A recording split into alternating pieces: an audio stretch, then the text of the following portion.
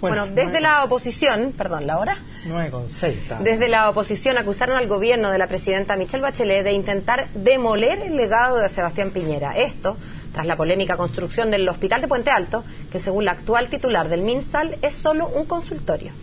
Claro, y queremos justamente ahondar un poco más sobre este tema y para eso tomamos contacto con el senador del Partido Socialista y miembro de la Comisión de Salud. Hablamos de Fulvio Rossi. Senador, ¿cómo está? Buenos días. Buenos días, Germán y Paula. Muy bien, gracias a ustedes. Bien, pues senador, hoy día estuvimos de hecho conversando con el ex subsecretario de redes asistenciales sobre este tema y dice que aquí hay una maquinación detrás, que en el fondo acá no se está mintiendo al país, que se han entregado los documentos, los informes al nuevo gobierno y que se sabe que hay cosas que se están realizando con etapa y que las empresas eventualmente que estuvieran en proceso de quiebra tampoco lo podían medir, en fin. ¿Cómo usted evalúa esta situación que se está produciendo con la construcción de los hospitales? A ver, mira, la verdad que aquí no hay ninguna obra o interés de demoler la obra del presidente Piñera. Aquí lo que hay es un hecho súper claro y súper objetivo. Lo que se inauguró, más bien se colocó la primera piedra en Puente Alto, no es un hospital. Eso categóricamente es lo que se llama en salud Centro de Referencia en Salud, un CRS.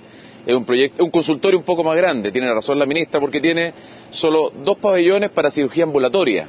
O sea, la piedra que se colocó ese día no era para construir un hospital, porque el proyecto hospital es otro. Es un proyecto que estaba para licitación con el Hospital Félix Bulnes, con el Hospital Sodré del Río, y tiene 400 camas y tiene 90.000 metros cuadrados. Este proyecto es un consultorio que tiene 19.000 metros cuadrados, no tiene esterilización, no tiene tampoco laboratorio y no tiene cocina para producción de alimentos. Por lo tanto, es un recinto ambulatorio. Pero es que un punto importante, Paola, es que este proyecto además, cuando se coloca la primera piedra, no está listo ni siquiera el diseño, porque el diseño iba a estar listo según las bases de licitación en julio. Entonces, 2 mentiras en una. Primero que era hospital y segundo que se empezaba a construir en circunstancias que ni siquiera estaba el diseño. O sea, realmente es un escándalo.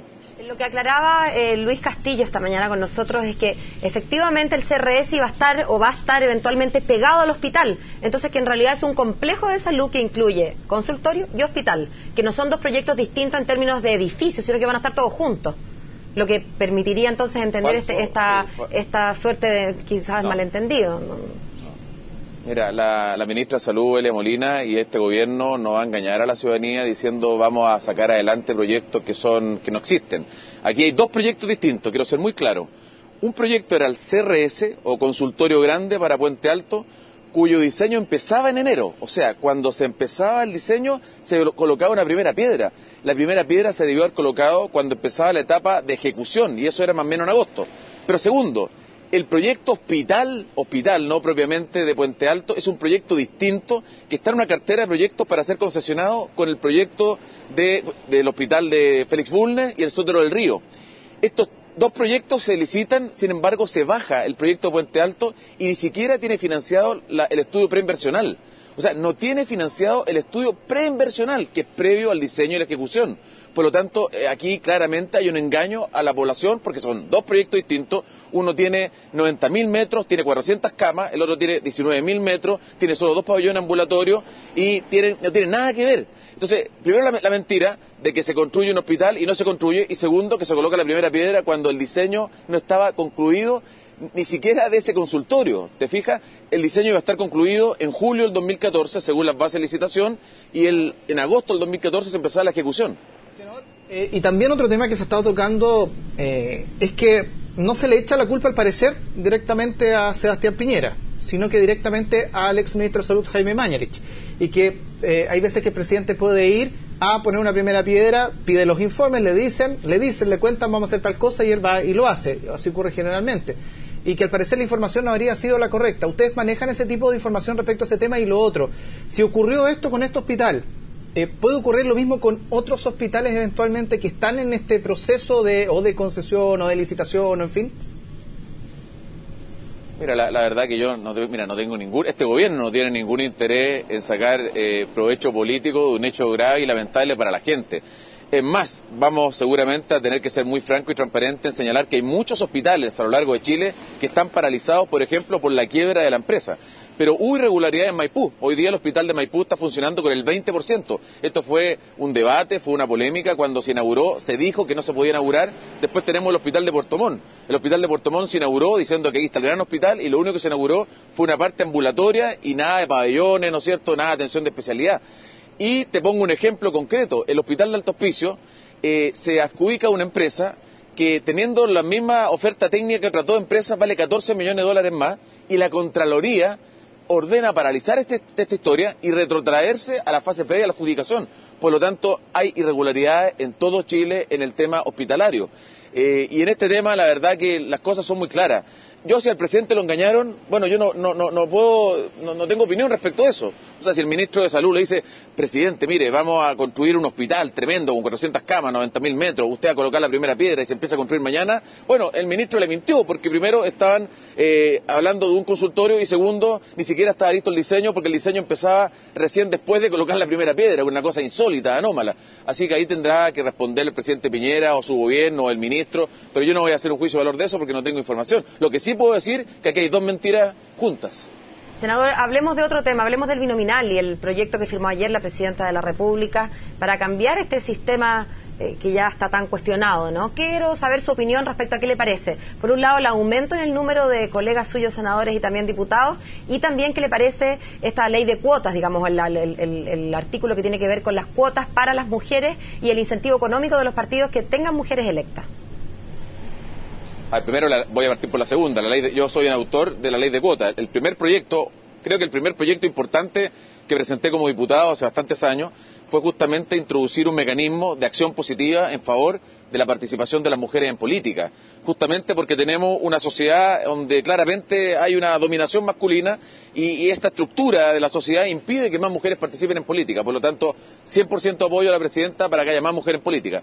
Respecto a lo primero que tú me decías, el aumento, yo creo que la pregunta que hay que hacerse es la siguiente, porque se ha dicho mucho, este aumento parlamentario, diputados, senadores, no va a traer mayor gasto. Yo creo que hay que ser honesto con la gente, o sea, nadie podría pensar que no va a traer más gasto, tener más oficinas, tener más capacidad de gestión para más parlamentarios, en fin. Pero la pregunta de fondo es, ¿se justifica o no se justifica financiar un mejoramiento de la calidad de la política y la democracia y terminar con el binominal, que es una demanda ciudadana? Si se justifica, entonces hablemos del gasto. Si no se justifica, entonces es otra historia. Pero creo que no es bueno en ese sentido decir, mira, aquí va a aumentar en un número importante de diputados y senadores sin que haya ningún gasto. Yo creo que tenemos que avanzar hacia un... Hemos hablado del gasto. Ayer el ministro vocero del gobierno decía, no va a haber un mayor gasto. Mónica Rincón se le preguntó aquí mismo, bien específicamente, y le dijo, claro, entonces se va a redistribuir. Sí, dijo el ministro. Bueno, yo estoy dándole a conocer mi opinión. Yo apoyo el proyecto de la presidenta Bachelet.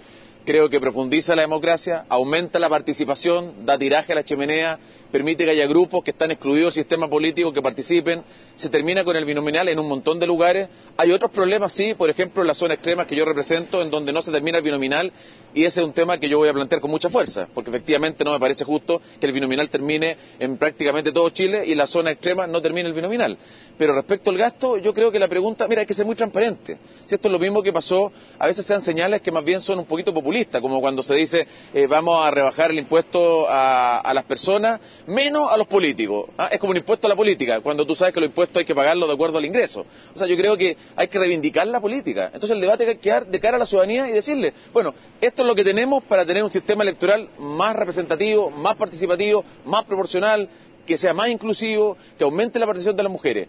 ¿Están de acuerdo justamente con avanzar en esta dirección, aunque eso signifique más gasto? Porque decirle a la gente justamente que va a aumentar a 155 el número de diputados, a 50 el número de senadores, la verdad, y sin ningún gasto, a mí la verdad me parece que sería medio difícil, medio complicado, simplemente es el comentario que hago. Ahora hay una discusión muy larga respecto de este tema y se va a dar en el Congreso.